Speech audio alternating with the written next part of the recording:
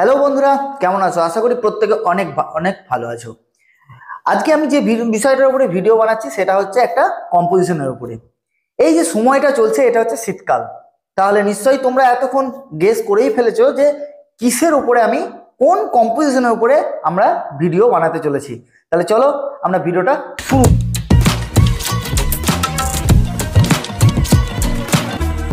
করি।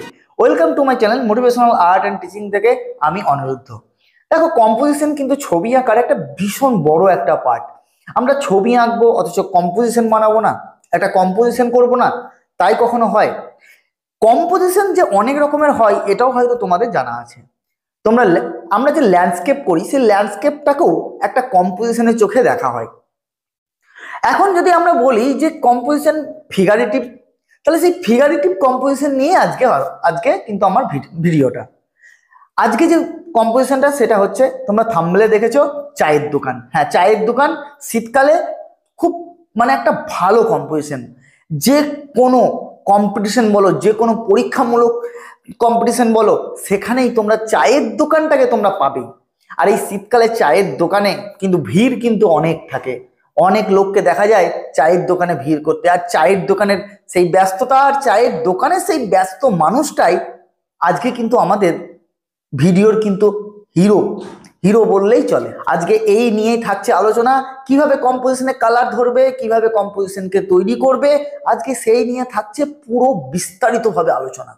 আমি অনেক কমেন্ট পেয়েছিলাম যে কম্পোজিশন নিয়ে ভিডিও বানানোর জন্য, তাহলে আজকেই শুরু হচ্ছে সেই কম্পোজিশন নিয়ে ভিডিও। তাহলে চলো, এই ভিডিওতে অন্তত 300 লাইক তোমাদের কাছে আশা করতেই পারি। তাহলে চলো ভিডিওটা শুরু করি। দেখো, প্রথমে আমি একটা ছবি এঁকে নিয়েছি। যে আমি বলেছিলাম যে প্রথমেই যে আমাদের চা বিক্রেতা, আমি চা বিক্রেতাকেই খুব ভালোভাবে কিন্তু ড্রয়িং করেছি। আর চা বিক্রেতার সঙ্গে যে আনুষঙ্গিক যে জিনিসগুলো থাকে সেইগুলোও কিন্তু ড্রয়িং করা আছে।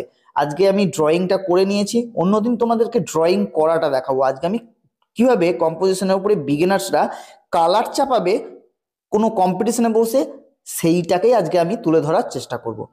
দেখো, প্রথম যখন বিগিনার্সরা কোনো কম্পোজিশনে কালার চাপাবে, তোমরা একটা জিনিসকে মাথায় রাখবে যে আমাদের মেন সাবজেক্ট কি। আমাদের মেন সাবজেক্ট হচ্ছে আজকে চায়ের দোকান আর চায়ের চা বালা। ঠিক আছে? তো এই চা বালাকে যখন তুমি কালারটাকে চাপাবে, তখন যে বাইরের যে তুমি যে ব্যাকগ্রাউন্ডের যে কালারটা করছো এবং যে ওয়েদার, সেই ওয়েদারের কিছু কালার সেই গায়ে দিয়ে দেবে। দেখো, সকালবেলায় একটা একটা অরেঞ্জ অরেঞ্জ একটা কালারের যে রোদ্দুর হয়, সেই রোদ্দুরটা কিন্তু তার গায়ের মধ্যে কিন্তু পড়েছে। এবং একজন যে চা কিনবে, একজন যে চায়ের দোকানে এসেছে, তারও গায়ে কিন্তু সেই কালারটা কিন্তু থাকতে হবে। তার তার দেখো, দোকানের যে এটা সেটা কিন্তু হলুদ কালারের।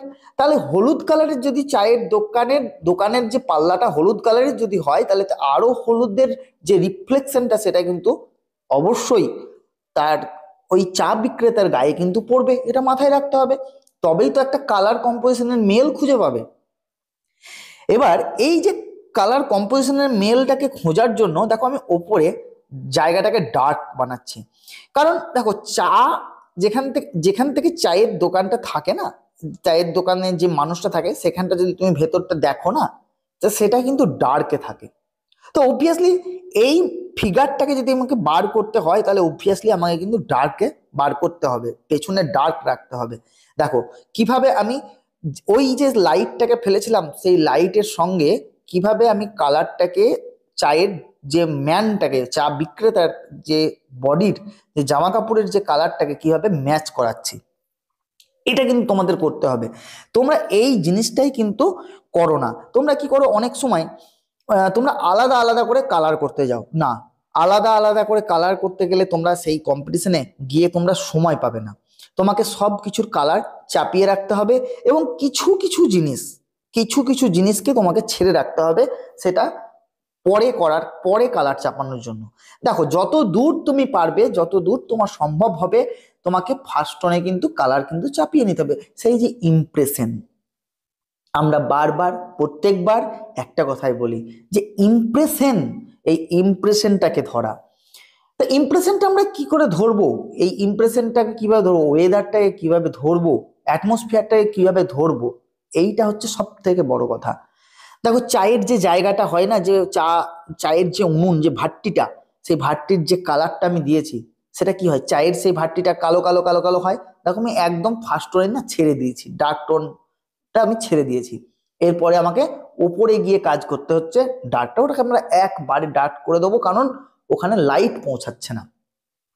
যেখানে যেখানে লাইট পৌঁছাবে সেখানেই আমরা কিন্তু লাইট জিনিসটাকে কিন্তু আমরা বার করব।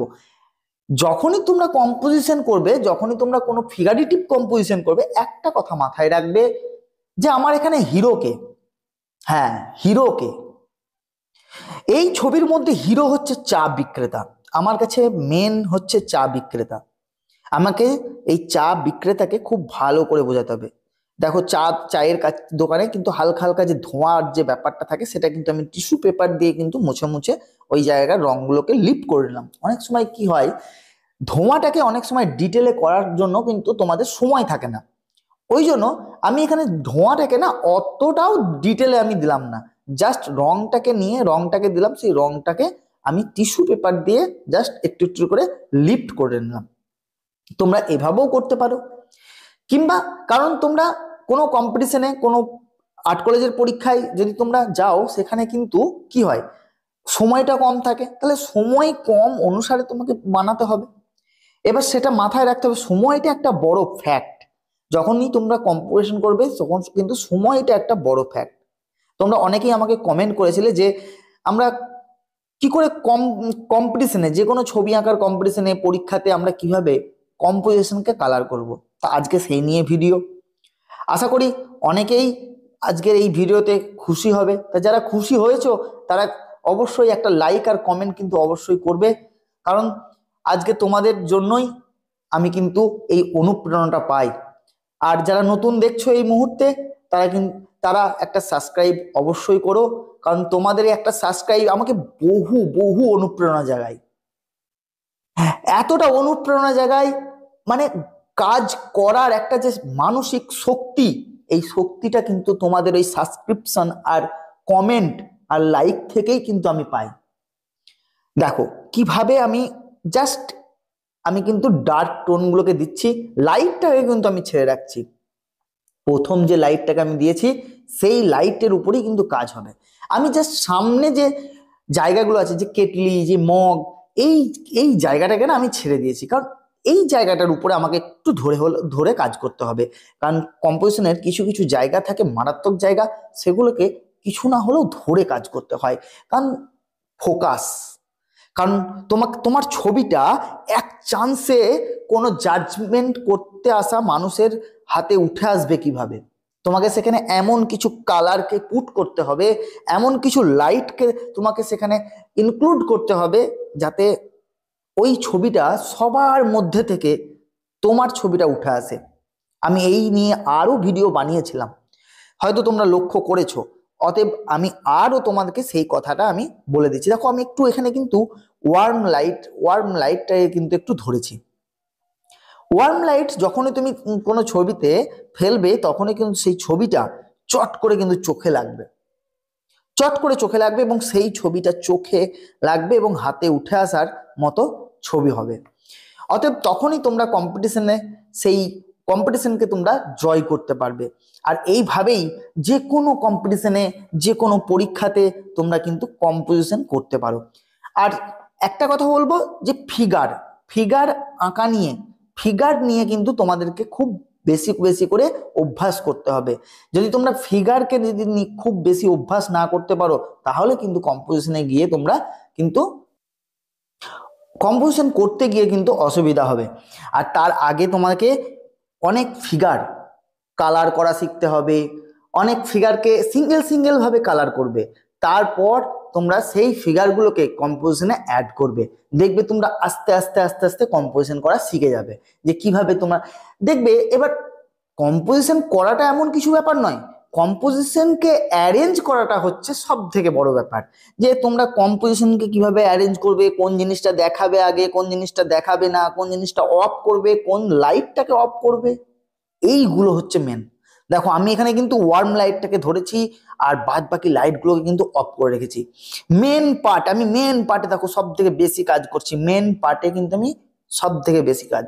আর এখানেই আমি বেশি সময়টা কিন্তু ব্যয় করব, কারণ আমাকে এটা আমাকে মাথায় রাখতে হবে যে এই যে আমাদের যে আজকের যে সাবজেক্টের যে হিরো, তাকে নিয়েই কিন্তু কাজ।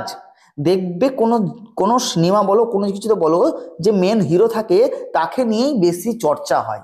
তাহলে আমাদের ছবিতেও আজকে তাকে নিয়েই চর্চা করব। আজকে তার যে জায়গাটা আছে সেই জায়গাটাকে নিয়ে কাজ করব, তারপরে আদার্সে যাব। আমি তাই করছি। দেখো কিভাবে কালারগুলোকে চাপাচ্ছি। এবার কিন্তু এই যে উনুনটা, এই উনুনটা কিন্তু গুরুত্বপূর্ণ। দেখো উনুনটা জ্বলছে, সেখানে একটা একটা কালারকে জাস্ট আমি ভার্মিলিয়নকে দিয়েছি এবং তার সঙ্গে আস্তে আস্তে ডার্ক টোনকে কিন্তু আমি অ্যাড করছি, কারণ কোনো সময়তেই একদমই লাল থাকে না। তোমরা অনেক বিগিনার্সরা কি করো, যে উনুন মানেই সেখানে লাল করে দাও তাহলে হয়ে গেল, তাহলে তুমি ওই লালটাকে বোঝাতে পারবে না, সেই উনুনের আঁচটাকে কিন্তু ভালো বোঝাতে পারবে না। তা এইটা হচ্ছে কিন্তু অনেক বড়। দেখো এই যে কেটলিটা দেখো অনেকবার চা হয়েছে সেখানে, যে একটা অনেকবার পুড়েছে কেটলিটা, এই যে একটা ব্যাপারটা সেটা কিন্তু রাখতে হবে। একটা যে নস্টালজিয়া, এই ব্যাপারটা কিন্তু রাখতে হবে ছবির মধ্যে, তখনই কিন্তু সেই ছবিটার একটা অন্যত্র মূল্য পাবে। আমি নস্টালজিয়ার কথাটা কেন বললাম, ছবির ছবিকে কম্পোজিশনকে ধরাটা, এইটাই হচ্ছে গুরুত্বপূর্ণ একটা কাজ। দেখো আমি বাঁ দিক থেকে কম্পোজিশনকে ধরেছি, আমি ডান দিক থেকেও ধরতে পারতাম, তাহলে আমি কেন বাঁ দিক থেকে ধরলাম? আজ দেখো বাঁ দিক থেকে কম্পোজিশনকে ধরে আমি ডান দিকে নিয়ে যাচ্ছি। মানে কম্পোজিশনকে তুমি যখনই একটা কম্পোজিশনকে দেখানোর চেষ্টা করবে, এটা চাইবে যে কম্পোজিশনকে মানুষ দেখে যেন হট করে কেটে না যায়।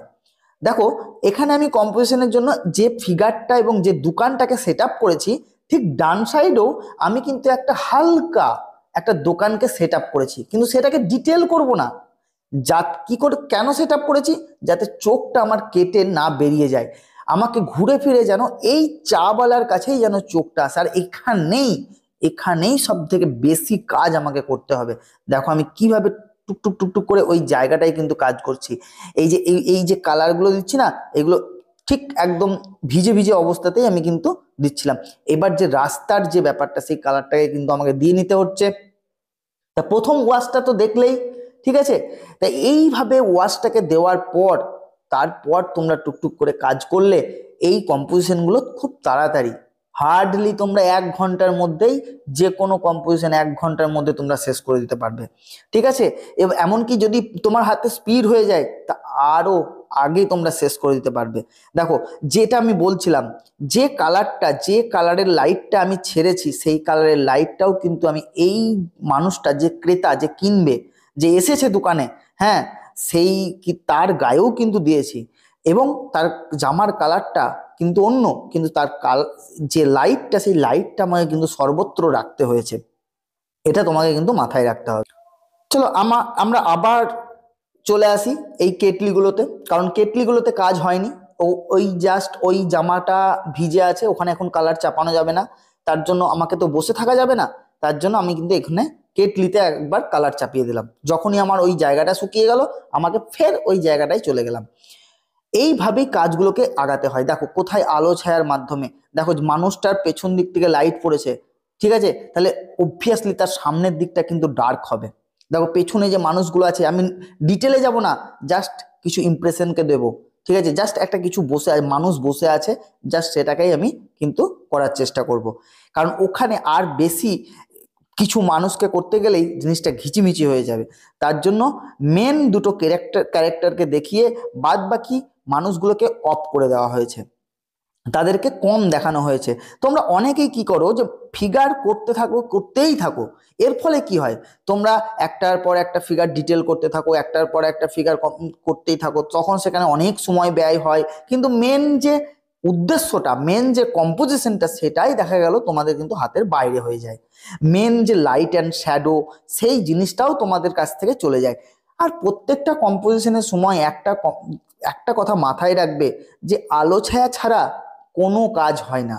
তুমি যত লাইটকে নিয়ে খেলতে পারবে, যত লাইট অ্যান্ড ডার্ককে নিয়ে খেলতে পারবে, ঠিক ততটাই তুমি কিন্তু সেই কম্পোজিশনকে দাঁড় করাতে পারবে। দেখো আমি কিভাবে লাইট এবং ডার্ককে নিয়ে চাপাচ্ছি। ঠিক এইভাবেই যদি তোমরা চাপাতে পারো তাহলেই কিন্তু যে কোনো কম্পোজিশনকে যে কোনো সময় তোমরা বার করে দিতে পারবে। আশা করি তোমাদের অবশ্যই ভালো লাগলো। কেমন লাগলো একটু জানাবে। যারা নতুন দেখছো একটু সাবস্ক্রাইব করো। আবার দেখা হচ্ছে পরের ভিডিওতে। অনেক ধন্যবাদ ভিডিওটি দেখার জন্য।